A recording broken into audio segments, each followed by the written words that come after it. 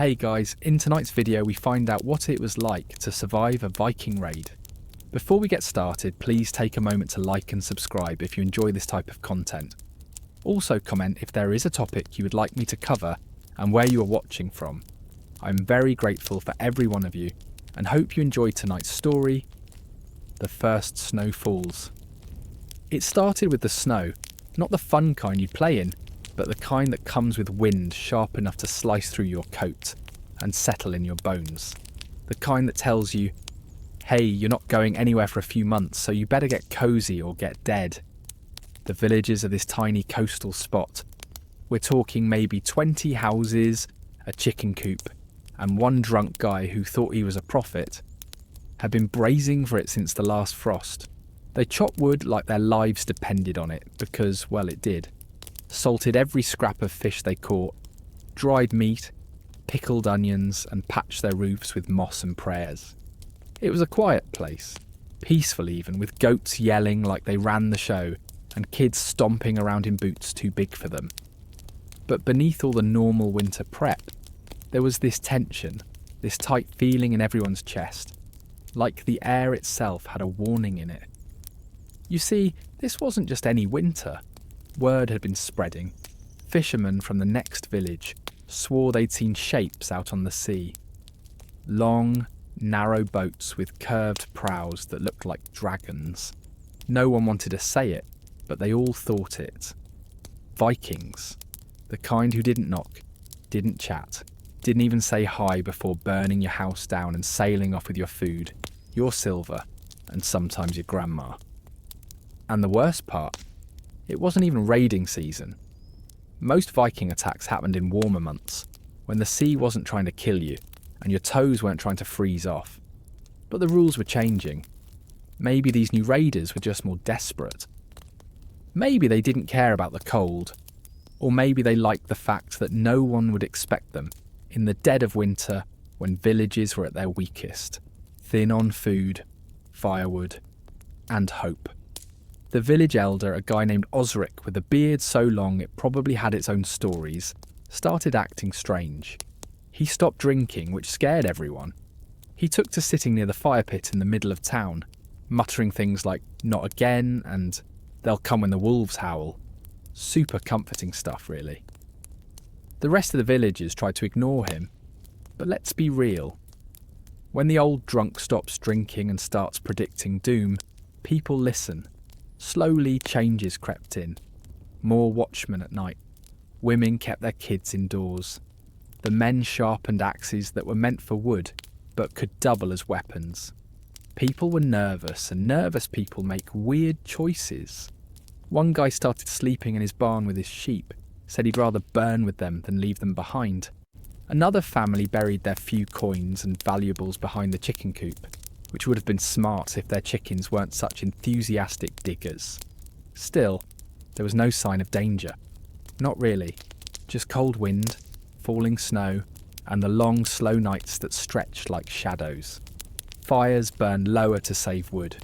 Meals got smaller. And the village dog, usually a happy mutt that barked at leaves, started growling at the sea every night. That freaked everyone out. Osric said it was a sign.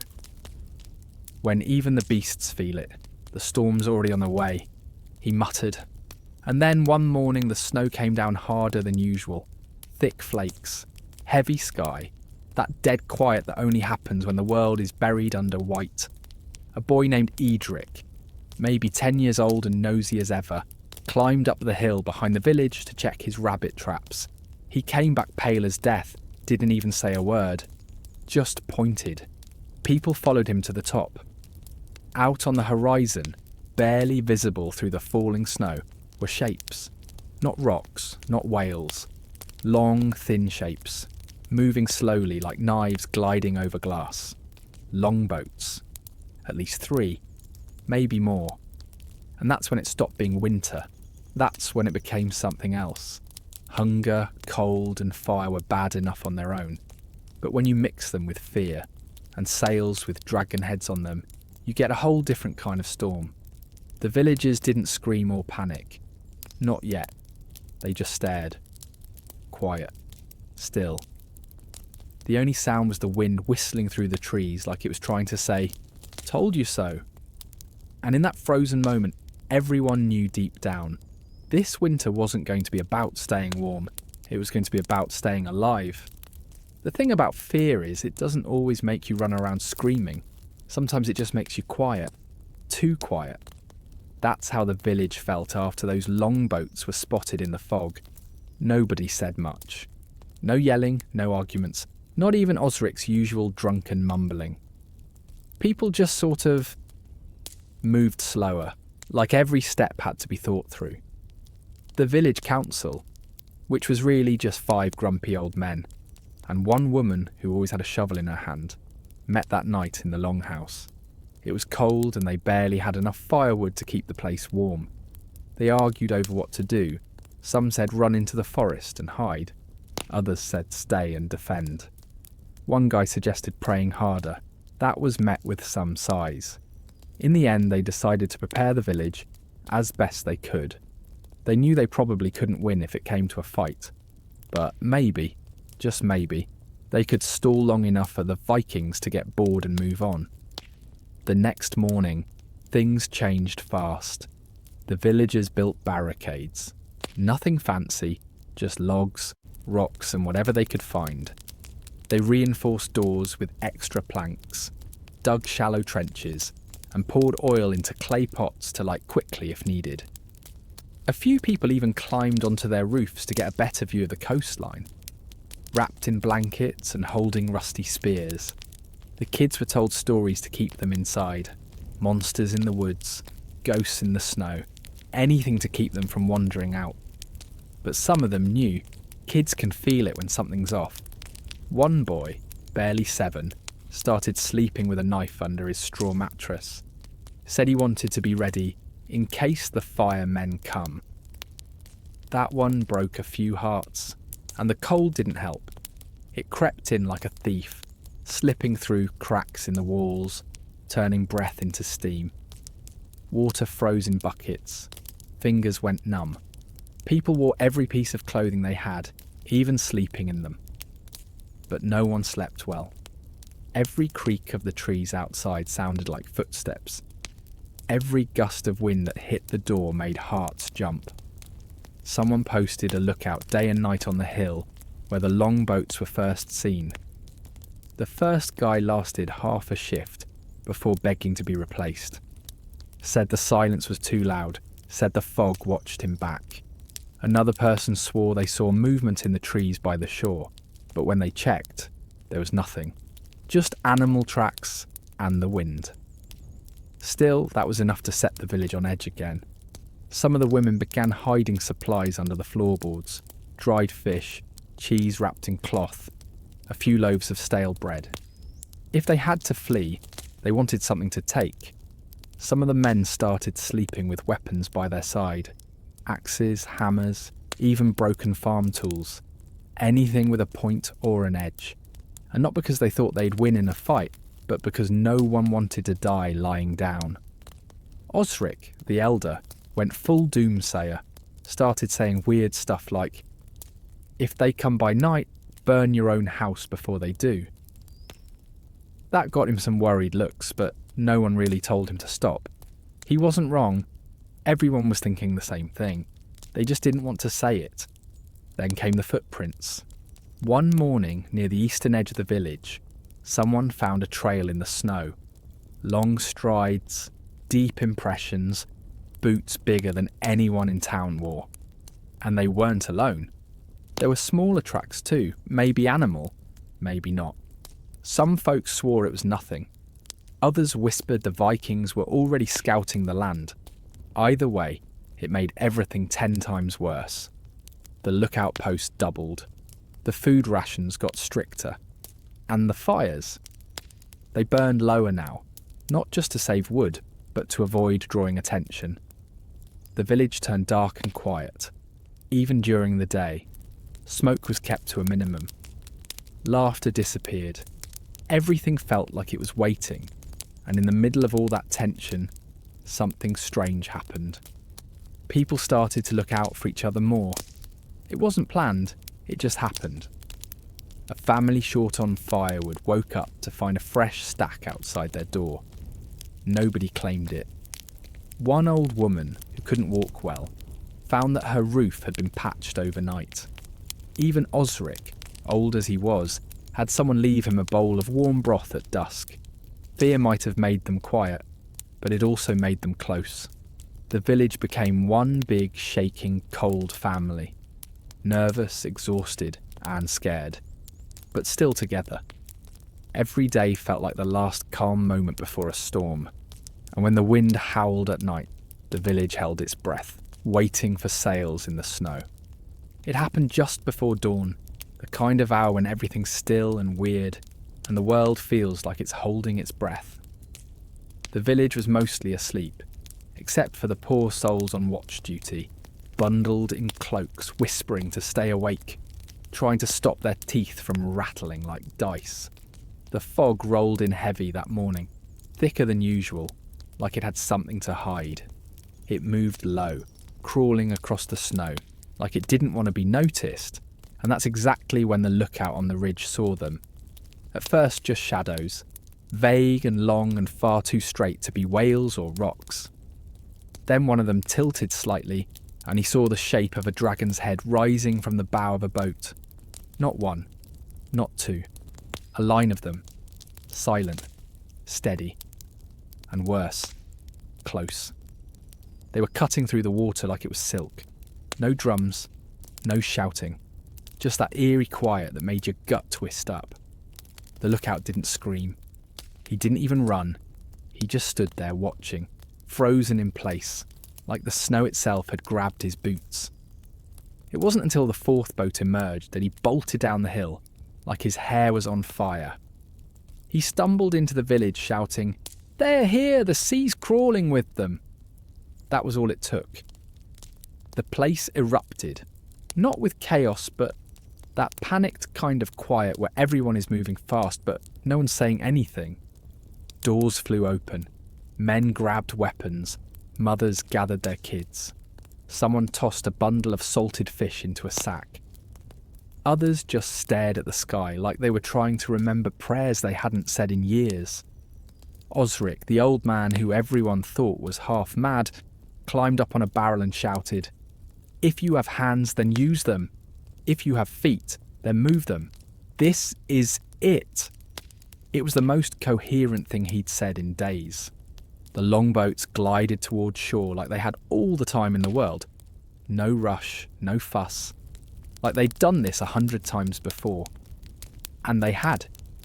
These weren't explorers. They weren't even warriors in the regular sense. They were raiders, professional pillagers, winter wolves in human skin. And they were close enough now that people could see them. Furs, armour, shields with markings no villager could read, and weapons that gleamed even in the grey light. The villagers had set up a small wall of sharpened logs near the edge of the settlement, barely waist high, more for feeling brave than actually stopping anything. Behind it, a few dozen men, boys, and a couple of furious grandmothers stood ready with whatever they had: axes, pitchforks, sharpened sticks. Some were shaking so bad their weapons rattled. The fog started thinning just as the first boat hit the shore. With a soft crunch, wood meeting frozen sand. The dragon head carved on its front looked like it was smiling. A man stepped off, tall, broad, helmeted, cloak blowing in the wind. He didn't yell, he just looked around, nodded and stepped aside. Behind him came more, and more. It was like a nightmare on repeat. One villager shouted, "Now!" and threw a rock. It bounced off a shield. That's when the scream started. Not from the villagers, no, they were too scared for that. From the raiders. Roaring like bears, they surged forward, fast and loud. The villagers held the line for a moment, just long enough to feel brave, and then it broke like brittle ice. The raiders didn't even need to swing their weapons at first. Just their presence was enough to scatter half the defenders. Still, a few brave souls stood their ground. A farmer with a pitchfork jabbed at a Viking's leg and got knocked back with a shield to the face. A boy tried to tackle one from behind and got thrown into a snowdrift. fires started. Quick, greedy fires set by flaming arrows or just grabbed torches. The thatched roofs lit up like dry kindling. Chickens ran everywhere. Someone screamed, "They're taking the food!" And people lunged toward their houses, hoping to save what little they had left. It was chaos, wild and hot and cold all at once. You'd hear one person begging, another shouting in anger, and always under it all, the crackle of flames chewing through roofs. A few villagers fled toward the woods, grabbing kids and supplies, slipping on the ice, not looking back. Others were dragged from their homes. Some hid under floorboards or behind firewood stacks. One woman threw a pot of boiling water at a raider. He screamed and she ran. The smell of burning straw and wet wool filled the air. Time got weird. Seconds felt like hours. No one knew how long it lasted. Then, as suddenly as it had begun, the noise started to fade. The longboats were being loaded. Not with gold, this village had none, but with sacks of grain, smoked meat, warm cloaks, anything useful. The raiders didn't stay long. They never did. The cold made sure of that. A few minutes more, maybe half an hour at most, and they were gone. Just like that. Back into the fog they came from. The fire kept burning long after they vanished. Smoke hung in the air like a curtain. The village wasn't completely gone, but it might as well have been. A few houses still stood. A few people still breathed. But it wasn't the same village anymore. It never would be. The snow started falling again, soft and gentle, like the world had hit a reset button. But nothing was reset. Everything had changed. And the winter, it had only just begun. The smoke didn't clear for hours, maybe longer, but it felt like forever. It just hung there in the cold air, thick and bitter, curling around everything like it was trying to stay warm too. The sun never really came out that day. Just a pale glow behind grey clouds, barely enough to cast a shadow. When it did peek through, it lit up a village that didn't look like a village anymore. Half the homes were burned down, nothing but blackened frames and smouldering straw. The snow had melted in patches from the fires, leaving behind dark, muddy slush, streaked with soot and blood. It was quiet, but not peaceful. That kind of quiet only happens after something awful. Like the world just stopped moving for a while, to let the wreckage sink in. People wandered through the ruins in a daze, not really seeing, just stepping over the broken, burnt and bloody parts of what used to be their lives. A man stumbled out of his house, what was left of it anyway, carrying a charred piece of wood like it was a child. He didn't even realise he was bleeding from the head. A woman screamed when she found a body under a pile of snow. It was her brother. He'd tried to fight. You could tell from the gash in his arm and the broken handle of a knife still clutched in his fingers. Kids cried, not loudly, just these soft, tired sobs like they were too scared to do more than that. One old man sat in the middle of the village square, staring into the distance, lips moving like he was still talking to someone who wasn't there anymore. And then there were the fires. Some of them still burned, slowly chewing through wood and thatch, warming nothing but ashes. One house collapsed in on itself with a sigh, and a cloud of sparks floated into the sky like fireflies. The cold was back now, stronger than ever. Without the heat of the raid, without the flames from all the burning, the winter reminded everyone that it was still here. And it wasn't going anywhere. Smoke froze on people's clothes. Ash stuck to skin. A few survivors tried to help others. They dragged bodies out of ruined homes, buried them in shallow snow pits. There wasn't time or energy for real graves. Someone tried to say a prayer, but their voice cracked halfway through and they stopped. Nobody blamed them, there were no priests left. If any had been in the village, they were either dead or gone. Supplies were gone too. The raiders had taken everything they could carry. Meat, grain, blankets, tools, even the chickens. What little was left was either burned or broken. One woman found her pantry completely empty. save for a single jar of sour pickled beets which he clutched like. It was gold. The people were hungry now, but it wasn't the gnawing hunger yet. Not the one that turns your stomach inside out and makes you see food in tree bark. That would come later. For now, they were just cold, stunned and scared.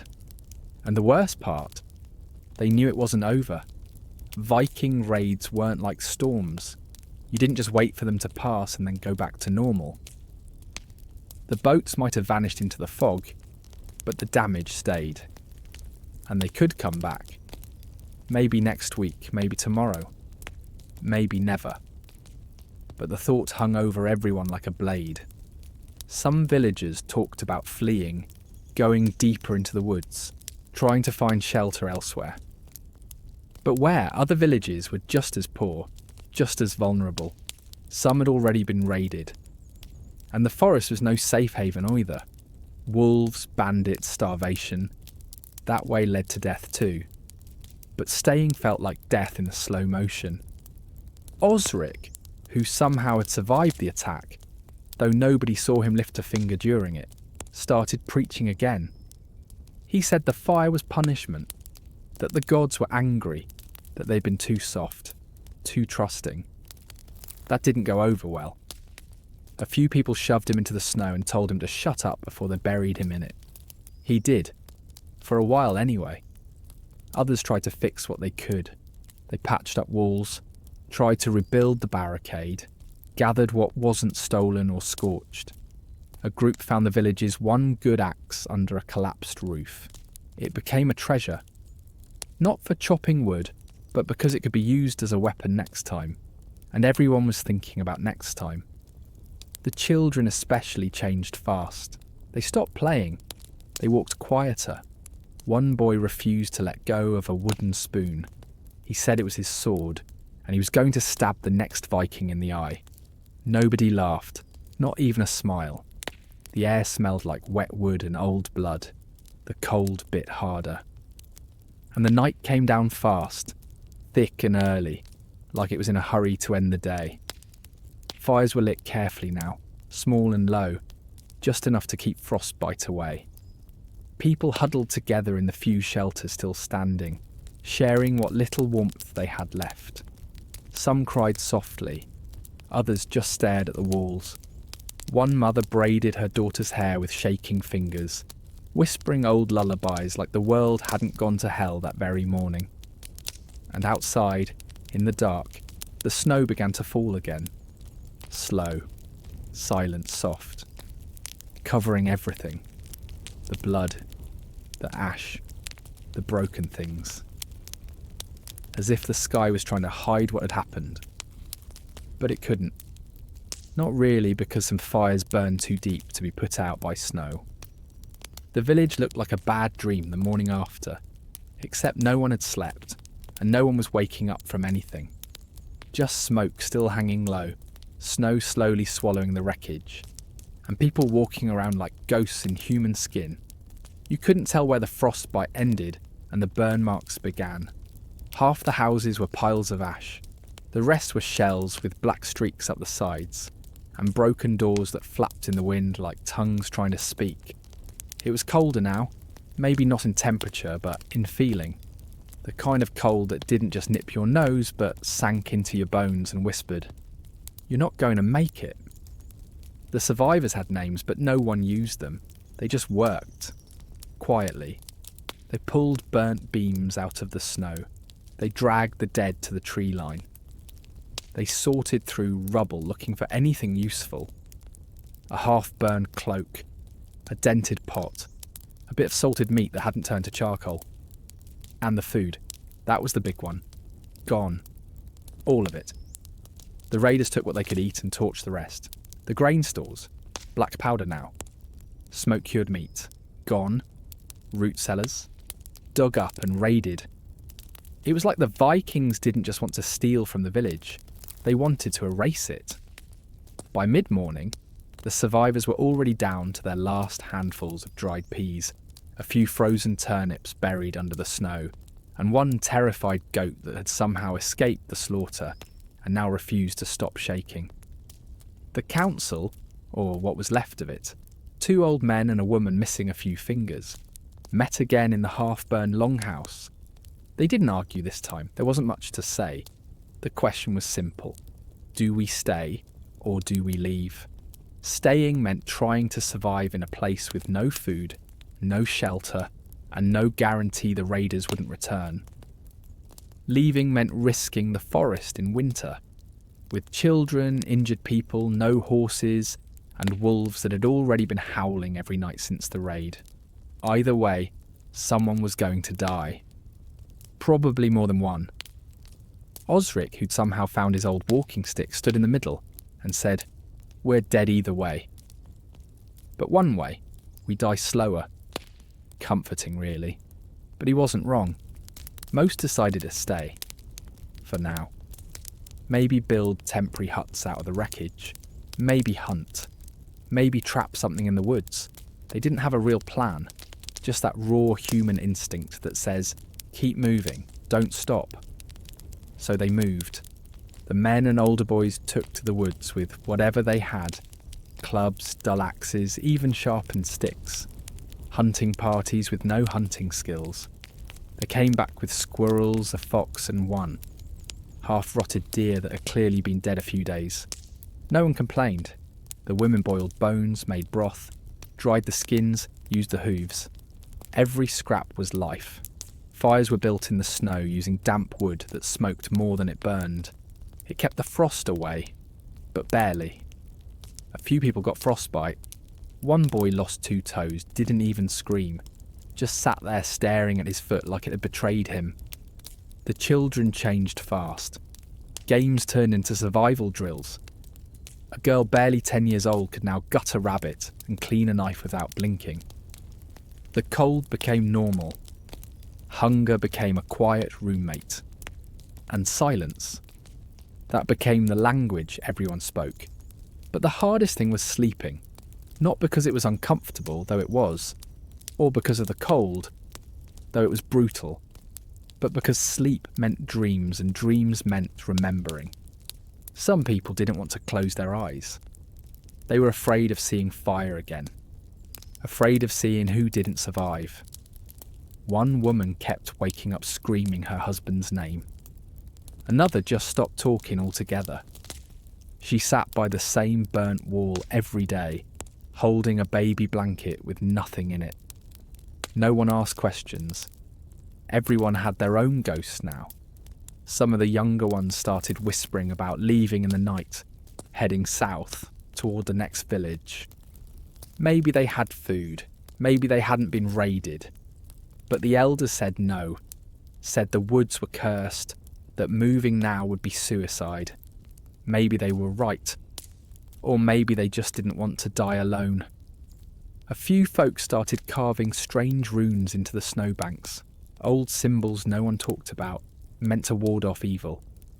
Desperation makes people superstitious. One man offered to sacrifice the goat to appease the spirits. Someone punched him. The goat survived, for now. And every day it got colder. The snow fell harder. Firewood ran low. The forest became dangerous, less food, more predators. People started getting sick. Coughs turned wet, cuts turned black. Someone joked that the cold was a Viking too, just slower. No one laughed. The village was no longer a place. It was a graveyard with people still breathing in it. And yet somehow they kept going. Even when the snow covered the paths. Even when the firewood pile turned to ash. Even when the hunger turned to pain. Because that's what people do, they hang on. By fingernails, by teeth, by sheer stubbornness. The fire may have taken their homes, and the raiders may have taken their food, but winter was the real test. Fire came fast, but the cold was patient. And it would be there tomorrow, and the day after that, waiting. They couldn't stay. That's what it came down to in the end. You can patch a broken wall, but you can't patch an empty stomach. The food was gone, the firewood nearly ash, and the cold. Oh, the cold didn't care how brave or stubborn you were. It just kept biting. So a small group of survivors decided to leave, to head into the forest with nothing but a few tools, a skin of water, and whatever they could scrape together in a hurry. There was no grand farewell, no dramatic send-off. Just a handful of people walking into the trees while the rest stayed behind, too scared or too weak or too frozen to try. The group was a mix: two fathers, a mother with her son strapped to her back, an old man who said he knew the forest paths, and a teen boy with a club carved from a chair leg. They weren't warriors or scouts or anything close to prepared. They were just people who didn't want to starve. The forest greeted them like a closed fist. The snow was knee-deep. The wind howled through the trees like it was angry they were still alive. And everything felt too quiet, like nature itself had paused to watch them struggle. Their boots soaked through by midday. Their fingers went numb. They stopped talking, mostly because it wasted breath, and partly because no one had anything good to say. Just footsteps, cracks of branches, the occasional sound of something unseen moving just beyond the trees. Wolves, maybe, or worse. Every shadow looked like danger.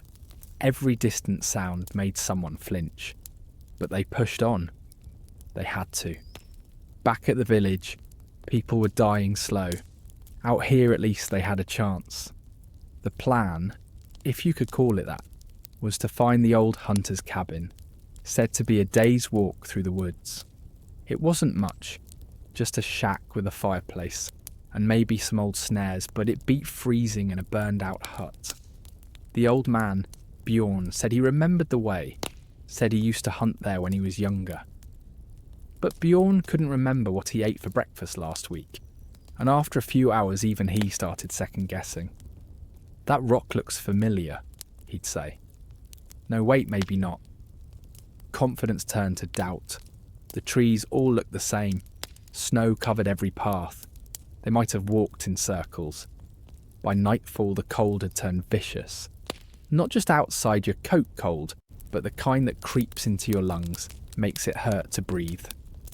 They found a fallen pine and used its branches to make a lean-to.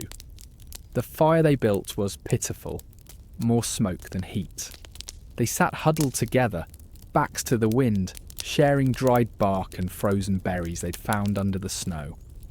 Not a feast, but enough to keep the edge off the hunger. For now. The mother, Ingrid, sang softly to her baby, voice shaking with cold. The fathers took turns watching the trees. The teen boy Hal stayed awake all night with a dagger in his hand, eyes locked on the shadows. The forest at night was another world.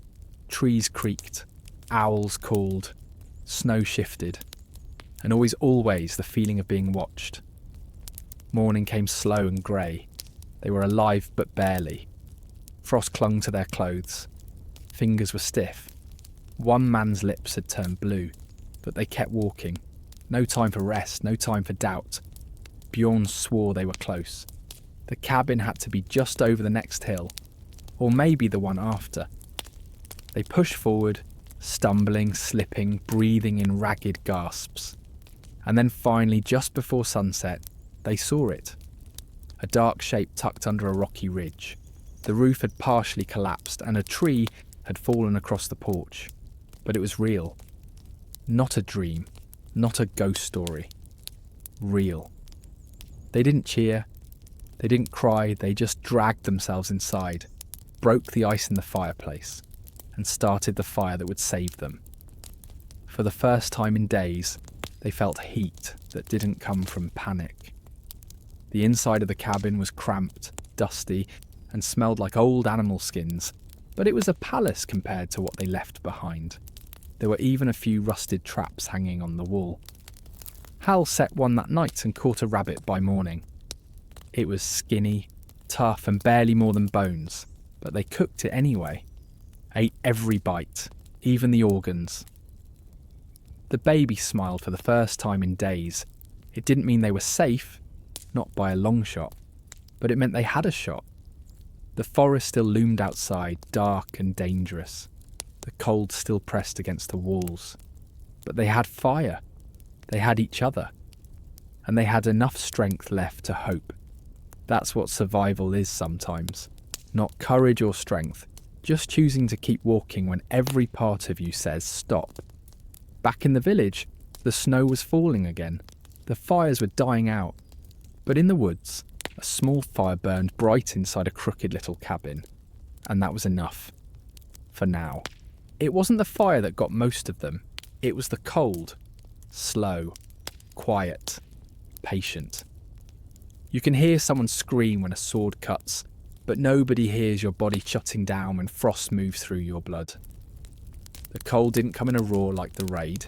It came with silence, with breath that steamed in the air and never quite went away, with fingers that wouldn't bend and toes that turned grey before they turned black. The survivors back in the village weren't really living anymore. They were just staying not dead. Huddled in whatever corners of shelter still stood, wrapped in torn furs and scrap cloth, they watched the world freeze around them. Firewood was nearly gone. Nobody wanted to say it, but they were burning anything they could.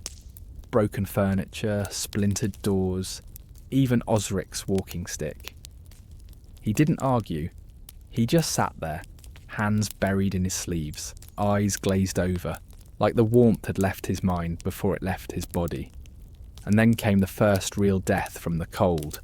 It was one of the old men from the council. Thane, the one with the loud voice. Just didn't wake up. Looked peaceful, actually, except for the ice on his eyelashes. They buried him under a snowbank. Said a few words, then went right back to gathering twigs. No time to mourn. When every hour is survival, you can't afford grief. Then a child got frostbite. Her feet swelled, turned purple, cracked and bled. They tried to keep her warm, but she screamed through the night. The next morning, her mother carried her into the woods, said she was going to find help. Neither came back. Some thought they froze. Some thought wolves. Nobody checked. Nobody could. The cold didn't care who you were. It didn't care how strong your spirit was or how much you loved your kids. It just kept creeping in. If your fire went out, you didn't sleep. You just drifted away. Sometimes people didn't even know they were dying. They'd sit down, say they were resting their legs, and never get back up. One man went out to chop wood, came back without 2 fingers, and didn't notice until someone pointed at the blood. His face went pale. Didn't speak again after that. The cold messes with your head, makes you forget things, makes you slow. Some people started hearing things, voices in the trees, whispers in the wind. One girl said she saw a boy made of ice standing just beyond the firelight, watching her with blue eyes. Nobody laughed. The mind cracks before the bones do. Inside the old longhouse, the last big shelter, the walls started to split. One night a gust of wind knocked half the roof in. Snow poured over everything. The people inside just stared. Number 1 screamed. Just more silence. More shrinking fires. People began sleeping in shifts, not for safety, but because there weren't enough blankets. And sleep itself became dangerous. Too long, too deep, and you might not come back. So they'd nudge each other awake, whisper names, shake shoulders. "You're not allowed to die," one woman said, poking her husband. He opened his eyes and smiled without teeth. The children didn't play anymore. They sat in circles, hands under arms, eyes hollow. One boy told a story about summer, about swimming in the river and stealing apples. It sounded like a myth. Summer? What was that? The trees outside didn't even look real anymore, just frozen statues covered in white. The wind howled through them like it was laughing. People talked about leaving again. But where? The forest was colder now than ever. The group that had left earlier hadn't returned. No word, no signs. Probably dead. Probably frozen somewhere, curled around each other under a pile of snow. Still a few more decided to try. 2 men and a woman with a limp. They left at dawn. The village watched them walk into the fog, like people watching someone climb into their own grave. No one expected them back. The village was shrinking fast, not just in numbers, but in sound, in warmth, in hope. Even the animals were gone. No birds, no dogs. Nothing but the wind and the crackle of whatever fire was left. Some people said they were being punished, that the gods had sent the raiders, then the snow, then the silence. Others just stopped speaking. What do you say when your world is dying one ember at a time? One man, desperate and shivering, started eating bark, real bark, peeled it off a tree and chewed it like jerky. His wife slapped it out of his hands, but he just cried, said he was hungry, said he didn't want to die chewing on nothing. Some started carving bones into tools or charms or nothing at all. Just something to do, something to keep the mind busy while the body failed. Osric, surprisingly, was still alive. He stopped preaching and just sat by the fire, muttering old songs. Not words, really, just sounds. Like he was trying to remember what warm felt like. The worst thing was knowing spring wouldn't fix anything. Even if they survived the cold, they'd be sick, starving, broken. And what would they come back to? Ashes? A ghost town? But no one said that out loud.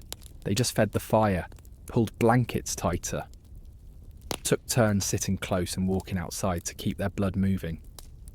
Because if they stopped, even for a moment, the cold would win. And it was always waiting, always watching. Quiet, patient, hungry. The cold had teeth, but hunger had claws, and it tore deeper. You could wrap yourself in furs and huddle around a fire to fight off the freeze, but there was no wrapping up your stomach, no hiding from the gnawing. It started as a whisper, just a little ache. Then it got louder. A pull in the gut that didn't go away after broth or bark or boiled pine needles. And soon it became all anyone could think about. Hunger turns people strange. It makes time stretch and twist like every hour is a week. It makes you stare at walls, listen to your heartbeat, count the drops of water in a cup. Food became religion. A half-burned crust of bread found in the ashes was a miracle. A tiny piece of dried meat became a treasure. They boiled bones twice, 3 times, until the water looked like tea and tasted like sorrow. They ground bark into powder and mixed it with snow. They chewed leather. The old woman with the limp started wearing her boots to bed, not for warmth, but because she didn't want anyone to eat them while she slept. That's where they were now, and it kept getting worse. People began hiding food from each other, even when there was barely anything to hide. A single turnip sparked a fight that ended with a broken nose and a blood-stained snowbank. Trust broke faster than bread. Families started sleeping with their backs to the wall, arms around whatever scraps they had left. The children cried less now, not because they weren't hungry, but because they didn't have the strength. Their cheeks sank in. Their eyes looked too big for their faces. One boy asked if it was possible to eat snow and grow full. His mother lied and said yes. He kept eating snow until his lips turned blue. Osric, somehow still alive and now mostly silent, began counting days by marking bones with a charcoal stick. No one knew what day it was. It didn't matter anymore. The sun rose, the sun set, and hunger stayed. It lived in their bellies, in their thoughts, in the way people looked at each other. Just a little too long. One man, Geared, started talking in his sleep about stew, said he could smell onions. But there were no onions. There hadn't been for weeks. Then came the death that changed everything. A girl, maybe 12, too thin, too pale, too quiet, died in the night. Her father found her cold, curled up like she was still dreaming. He screamed, but not out of grief, out of rage. Because he'd promised her food. Because he told her they'd get through it, and he'd been wrong. They buried her near the frozen creek. No one spoke. And that was the day the whispers started. Not loud, not openly, just quiet questions. What if it happens again? What do we do with the body? Are we just going to bury everyone while the rest of us starve? At first everyone pretended not to hear, then someone joked about it. If I go, make sure I taste good, haha. No one laughed, because the hunger was winning, and when hunger wins, people break. 2 days later, another man died. Old, weak, probably already sick. His body was left outside until morning, and when the sun rose it was gone. Just gone. Some claimed wolves, others didn't say anything. But a few people slept with knives that night, and not to fight Vikings. That was the tipping point.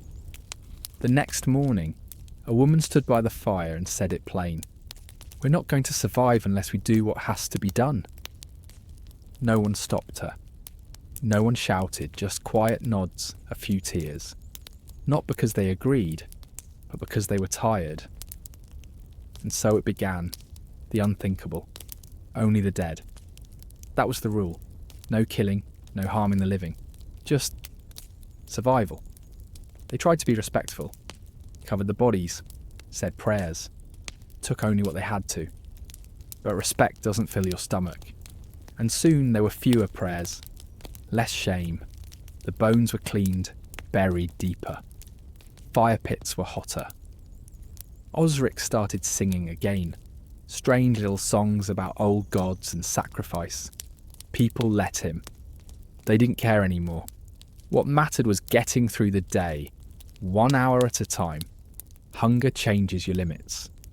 It shifts the line of right and wrong until it's just a blur in the snow. They didn't talk about it.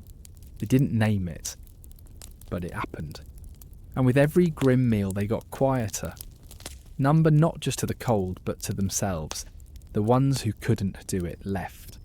Wandered off into the woods, clutching whatever was left of their humanity. Some probably froze.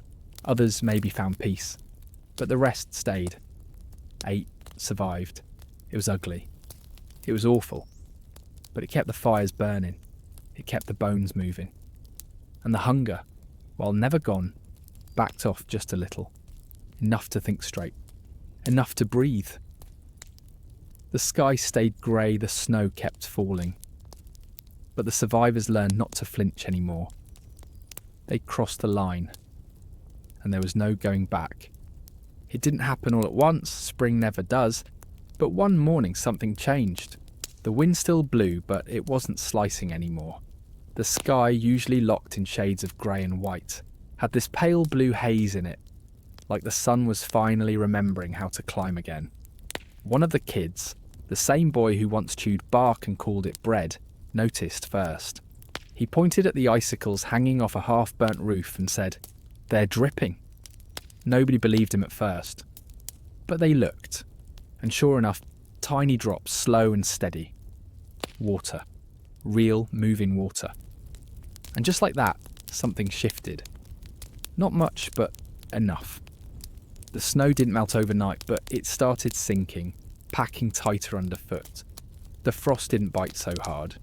Breathing didn't hurt your throat like it used to. People started stepping outside for longer, letting the pale sun touch their faces like they were seeing it for the first time. A few even smiled. Not full smiles, not joy. Just that twitch at the corner of the mouth that says maybe. Fires lasted longer now. Wood, even the wet kind, burned better. Smoke didn't feel like a warning anymore. It felt like life. The air smelled different too. Still sharp, still cold, but there was this faint hint of something underneath it. Earth. Wet dirt. Things underneath the snow starting to breathe again. One morning, they found green. Just a little sprout, pushing up through the melting crust. Everyone crowded around it like it was gold. Someone joked they should eat it. Nobody laughed, but nobody said no either. That was the first real sign. The second came a few days later when the goats, yes, the goats came back. Not all of them, but 2 scruffy ones they thought had run into the woods and died. They wandered back into the village like they'd gone out for a long walk and forgot what all the fuss was about. They were thinner, crankier, and one had half an ear missing. But they were alive. And they brought milk. Not much, but enough to remind everyone that food didn't have to be made from fear. The third sign was the river, still mostly frozen, but there were cracks in it now. Gaps where the water moved underneath, whispering that the freeze was breaking. The sound of running water was weird at first, like music they'd forgotten how to hear. But it was real. People started talking again. Not much, not loud, but real words. Plans, ideas, thoughts about planting, about trapping, about rebuilding. Some went into the woods looking for firewood and came back with birdsong in their ears. One boy caught a rabbit. A woman found wild onions under the snow. Someone cried when they saw a crow in the sky, not because it meant anything big, just because it meant something was still alive out there. Life had been stripped down to basics: warmth, water, a bit of food, a roof that didn't leak. Everything else felt like luxury. The dead were still buried. The scars were still deep.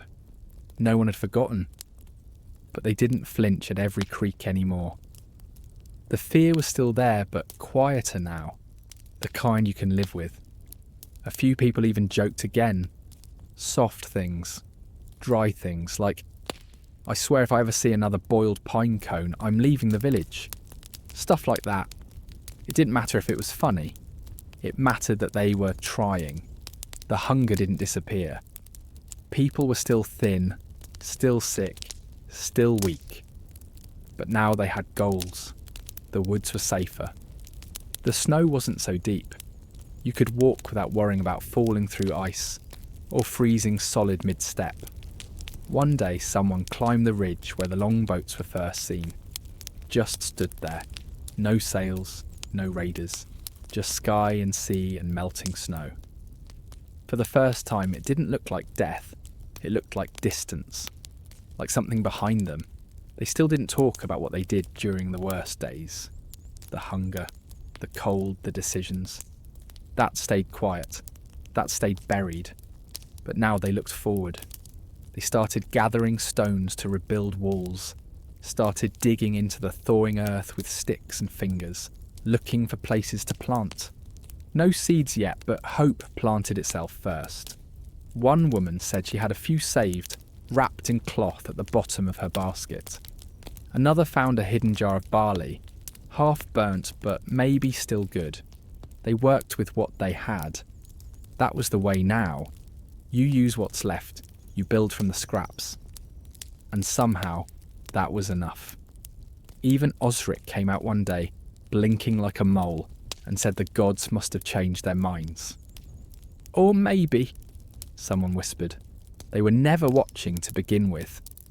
Either way, spring was coming, slowly, softly. And the village, what was left of it, leaned into that warmth like it was the first fire after a long, cold night. When spring finally showed up for real, it wasn't with fanfare or birds singing on tree branches. It was quiet, like everything else that survived. The snow didn't vanish in a day, but each morning there was less of it, and that was enough. The river ran faster. The dirt turned soft. The days got longer. And for the first time in what felt like years, the sun didn't feel like a lie. The village, or what was left of it, came back to life in little pieces. A roof was rebuilt, a fence repaired, a field cleared even if nobody had the energy to plant it yet. The people who made it through didn't look the same. Their clothes were ragged, their bodies thin, their eyes older somehow, like they'd lived 10 winters in one.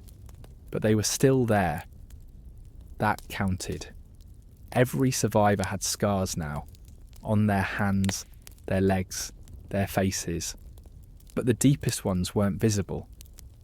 They were in the silence that came when someone mentioned the raid. In the way people avoided looking at the burned out homes that would never be rebuilt. In the empty seats around the fire pit. They didn't talk much about what happened, about the cold, the hunger, the things they ate, the people they lost. But everyone knew. It was in the way they moved, careful and slow, in the way they guarded their food, even when there was more now, in the way they watched the sea, just in case. The longboats never came back. Not that spring, not that year. Maybe the raiders found easier prey. Maybe the gods were tired. Or maybe the survivors had just learned to watch better, to prepare harder. They built lookouts this time, dug deeper root cellars, hid supplies in places only a few people knew, just in case. Because now they understood something they hadn't before. Survival wasn't just about muscle or weapons. It was about planning, about pain, about learning what not to do when the fire comes, and how to stay breathing when the cold sets in. The children who made it through were different too. They didn't cry when they fell. They knew how to tie knots, start fires, trap rabbits. They remembered the hunger, even if no one told them the full truth. And they carried that memory like a torch. Ingrid's baby learned to walk that spring, took his first steps in the ashes of a house that had burned in the raid. Everyone clapped, but it wasn't loud. Just soft smiles and a little warmth behind the eyes. That's all they had to give. Osric died quietly one morning, under a tree near the creek. No pain, just slipped away. They buried him where the ice first cracked. Said a few words. Someone carved a symbol into the stone with a nail. One of the old ones. No one explained it. No one had to. Even the forest had changed. The trees felt closer now, like old friends. People knew the paths better. They knew where to find wild onions and where to set traps. They knew which trees to cut and which ones to leave. The woods had tried to kill them, but in the end, it helped them survive. And they didn't forget that. The first proper fire feast came at midsummer. It wasn't much, stew, bread, a little meat, but it was hot and it was shared, and nobody went to bed hungry. That was the victory. They didn't toast or sing. They just ate together, quiet and close, letting the firelight dance on their tired faces. Every bite was a reminder. They'd made it. Somehow. And maybe, just maybe, they'd keep making it. The raid became a story, then a warning, then a lesson. New children born after didn't remember it, but they grew up hearing about it. About the winter the sea turned to fog and the fire came. About the hunger that nearly hollowed the village out. About the snow that didn't care if you prayed, and about the people who didn't break. The ones who held on with cracked hands and empty bellies and eyes full of quiet fire. The ones who looked death in the face, nodded and kept walking anyway. That story stayed. It lived in the rebuilt homes, in the sharpened blades, in the quiet glances toward the sea. The scars stayed too, not as pain but as proof. Proof that fire burns but doesn't erase, that ice freezes but can't stop life from pushing through, that even when everything else is gone, people can still choose to survive. Not because they're strong, not because they're lucky, but because sometimes that's all that's left to do.